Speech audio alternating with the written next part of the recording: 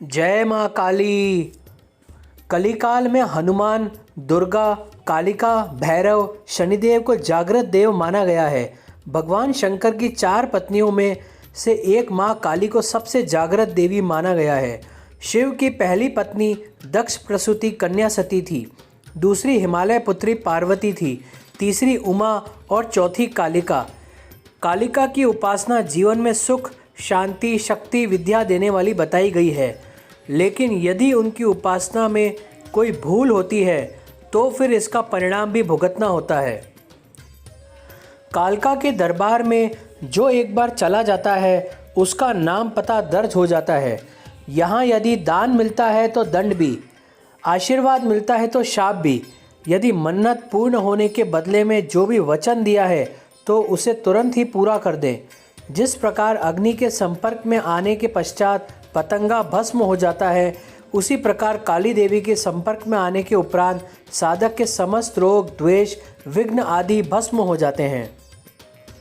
महाकाली को खुश करने के लिए उनकी फोटो या प्रतिमा के साथ महाकाली के मंत्रों का जाप भी किया जाता है। इस पूजा में महाकाली यंत्र का प्रयोग भी किया जाता है। इसी के साथ चढ़ावे आदि की मदद से भी माँ को खुश करने की कोशिश की जाती है। अगर माँ प्रसन्न हो जाती है तो माँ के आशीर्वाद से आपका जीवन पलट सकता है, भाग्य खुल सकता है और आप फर्श से अर्श पर पहुँच सकते हो। जीवन रक्षक है माँ काली। माता काली की पूजा या भक्ति करने वालों को माता सभी तरह से निर्भीक और सुखी बना देती है। वे अपने भक्तों को सभी तरह की परेशानियों से बचाती है। लंबे समय से चली आ रही बीमारी दूर हो जाती है। ऐसी बीमारियां जिनका इलाज संभव नहीं है वह भी काली की पूजा से समाप्त हो जाती है। कर्ज से छुटकारा दिलाती है। जीवन साथी या किसी खास मित्र से संबंधों में आ रहे तनाव को दूर करती है। बेरोजगारी, करियर या शिक्षा में असफलता को दूर करती है। कारोबार में लाभ और नौकरी में प्रमोशन दिलाती है। हर रोज़ कोई ना कोई नई मुसीबत खड़ी होती हो तो काली इस तरह की घटनाएं भी रोक देती है। शनि राहु की महादशा या अंतरदशा, शनि की 7.5, शनि का ढैया आदि सभी से काली रक्षा करती है। काली माँ की जीभ क्यों है बाहर? आपने कई तस्वीरों में देखा होगा कि माँ काली की छाती पर अपने पैर रखे हुए है। इसके पीछे की भी एक कथा है। रक्त बीज नामक असुर को वरदान था कि वह कभी नहीं मरेगा, बल्कि उसकी खून की जितनी भी बूंदें धरती पर गिरेगी उससे अनेक रक्त बीज उत्पन्न होंगे। वरदान पाकर रक्त बीज ने तीनों लोकों में हाहाकार मचा दी। देवताओं ने युद्ध की ठानी और रक्त बीज से लड़ने को तैयार हो गए। लेकिन जब वह सफल नहीं हुए तब वह माँ काली के पास पहुँचे। माँ काली अपना विभत्स रूप लेकर देवताओं की मदद करने के लिए युद्ध भूमि पहुँची।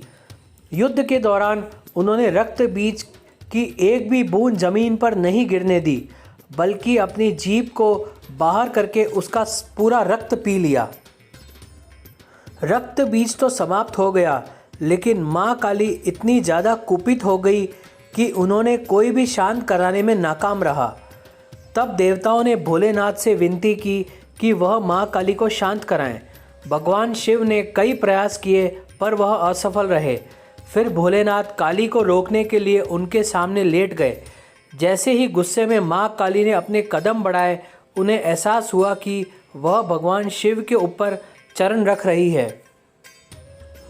यह देखकर वह शांत हुई, चरण के पास जाकर लेट गए और माँ काली ने देखा कि वह शिव पर कदम रख रही है।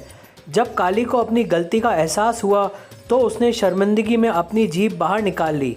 शुक्रवार के दिन पवित्र होकर हल्के लाल या गुलाबी वस्त्र पहनकर माता के मंदिर में जाकर गूगल की धूप जलाने के बाद गुलाब के फूल चढ़ाएं और माता की मूर्ति के समक्ष बैठकर अपनी समस्याओं के खत्म करने की प्रार्थना करें।